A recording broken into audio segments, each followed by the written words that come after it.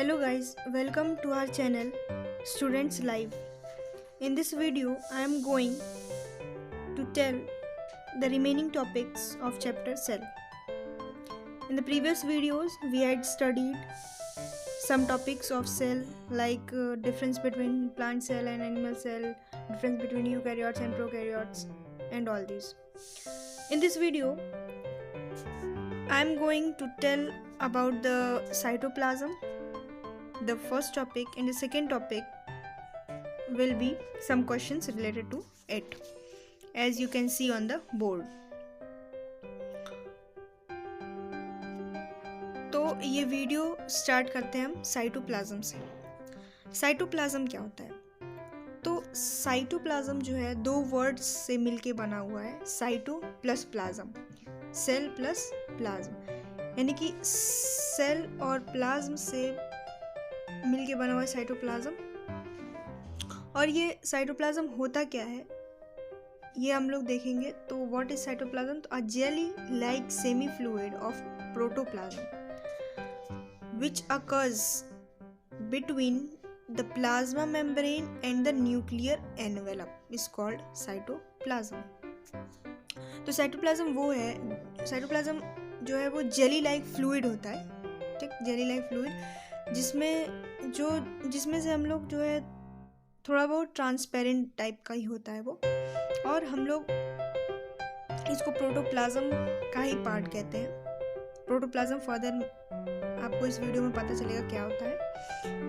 और ये जो है होता कहाँ है? प्लाज्मा मेम्ब्रेन और न्यूक्लियर एनवेलप के बीच में पाया जाता है ये साइटोप्लाज्म। न्यूक्लियर एनवेलप जो न्यूक्लियस, ये सेल हुआ आपका, इसमें जो है छोटा सा न्यूक्लियस हुआ, और इसके ये जो है ये जो है वो ये तो न्यूक्लियर एनवेलप हो गया। ये जो आपका ये साइड वाला दिख रहा है ये न्यूक्लियर एनवेलप, और प्लाज्मा मेम्ब्रेन ये जो आपका ये प्लाज्मा मेम्ब्रेन हो गया।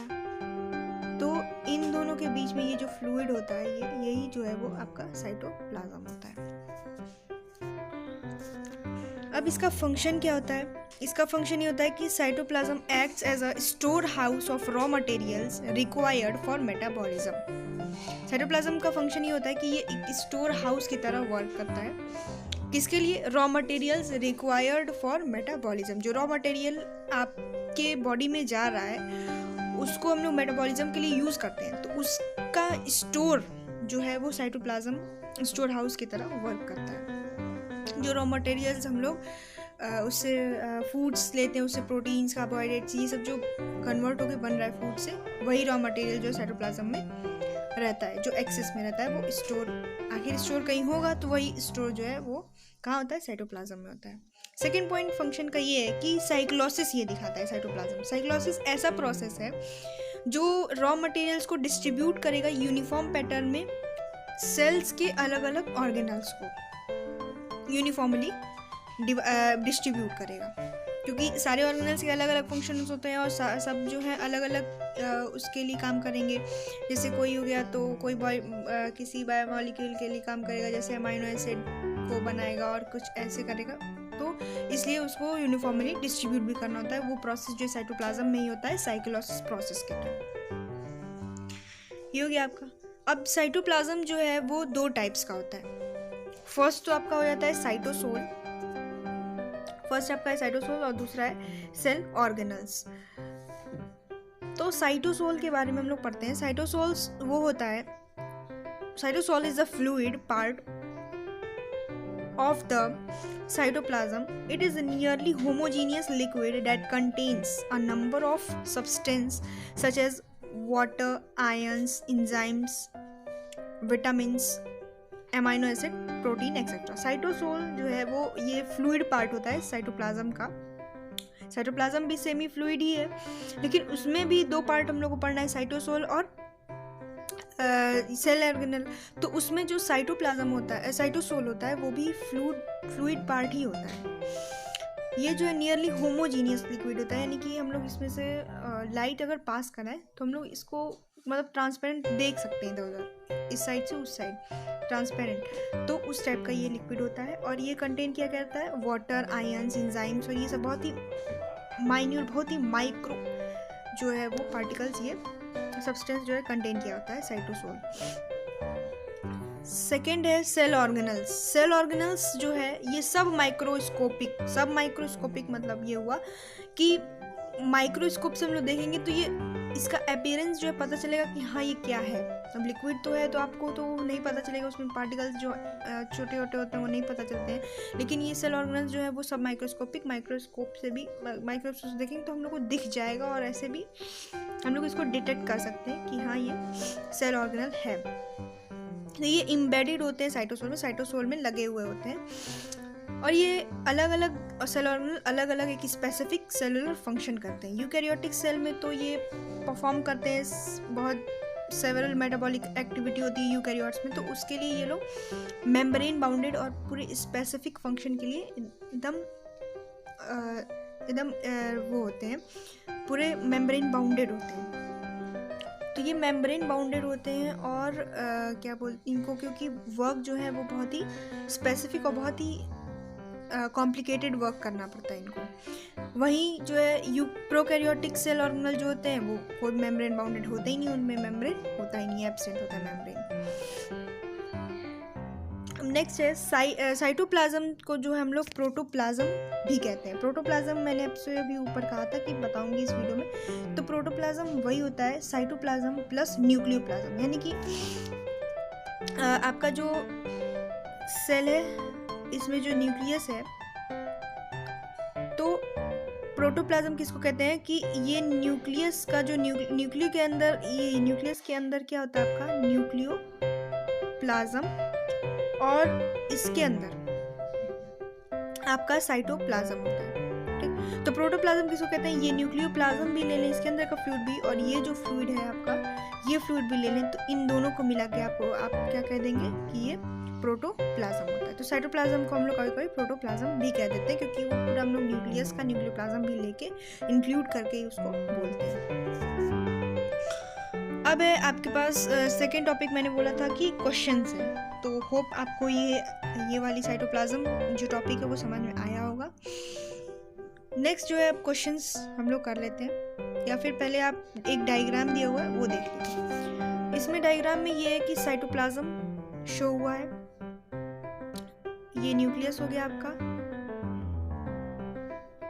और ये साइटोप्लाज्म हो गया। ये जो आपको ये जो वाइट दिख रहा है, इसमें फ्लूइड जो है वो फिल है सेल के अंदर। ये जो सेल का आउटर मेम्ब्रेन है, ये येलोइश वाला प्लाज्मा मेम्ब्रेन, ये सेल मेम्ब्रेन, इसको प्लाज्मा मेम्ब्रेन। तो ये जो है आपको अभी ये सब चीज़ें नहीं देखनी है, ये आपको साइटोप्लाज्म मेन यहाँ पे डायग्राम में देखना है। तो साइटोप्लाज्म ये वाइट वाले जो फ्लूइड है वो है। अब हम लोग नेक्स्ट क्वेश्चंस करते हैं। अब क्वेश्चंस देखते हैं। क्वेश्चन फर्स्ट ये कह रहा है कि which among the following are present in both plant and animal cell. तो ऑप्शंस आपको दिए हुए हैं।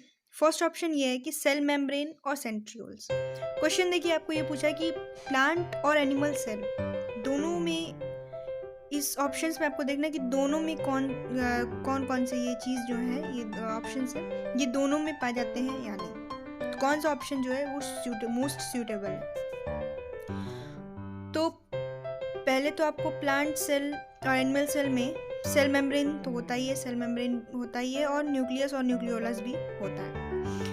तो जैसा कि आप लोग ये फर्स्ट देख सकते हैं, तो सेल मेम्ब्रेन और न्यूक्लियोलस और न्यूक्लियस ये तो चारों जो है तीनों ये तो दोनों में पाए जाते हैं। अब आपको डिफ्रेंशिएट कहाँ करना है कि ये सेकेंड वाला देखना है कि इसमें से कौन सा ऐसा है मोस्ट सूटेबल जो दोनों में पाया जाता है। तो पहले तो हम लोग देख लेते हैं सेल वॉल। तो सेल वॉल तो आपका सिर्फ प्लांट में ही पाया जाता है, एनिमल सेल में नहीं पाया जाता है, सेल वॉल एब्सेंट होता है। तो ये ऑप्शन तो आपका ऐसे ही रॉन्ग हो गया। फिर है क्लोरोप्लास्ट भी प्लांट में पाया जाता है, तो ये भी ऑप्शन रॉन्ग हो गया। फिर न्यूक्लियोलस दोनों में पाया जाता है, ठीक।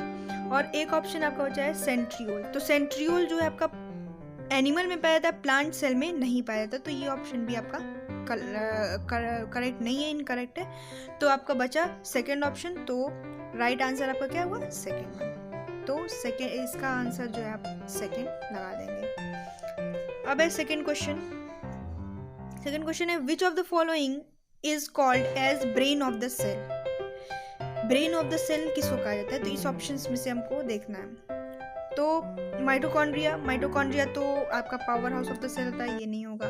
प्लाज्मा मेम्ब्रेन भी आउटर मेम्ब्रेन होता है, ये तो कोई ब्रेन ऑफ द सेल का वर्क करता ही नहीं है, तो इसको अभी आप नहीं करेंगे, ये भी इनकरेक्ट है। राइबोसोम भी प्रोटीन फैक्ट्री, ये भी नहीं होता है। बचा आपका फर्स्ट ऑप्शन न्यूक्लियस। न्यूक्लियस ही आपके पूरे सेल को कंट्रोल में करता है, इसलिए ब्रेन ऑफ द सेल आप किसको कह सकते हैं?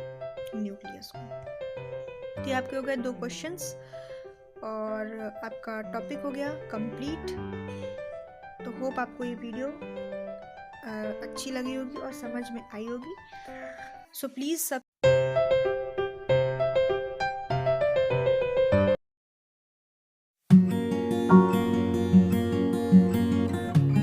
subscribe, like and share this video.